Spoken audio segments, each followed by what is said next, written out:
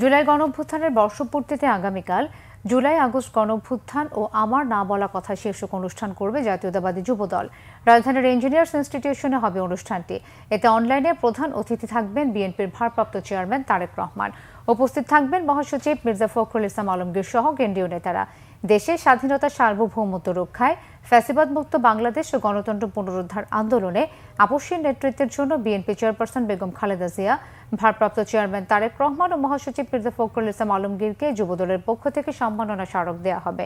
সকালে ইঞ্জিনিয়ার্স ইনস্টিটিউশনের সংবাদ সম্মেলনে এই কর্মসূচির বিস্তারিত জানান যুবদল সভাপতি আব্দুল মোনায়েম মুন্না। বলেন, আধিপত্যবাদী যে কোনো শক্তির বিরুদ্ধে যুবদলের লড়াই চলবে।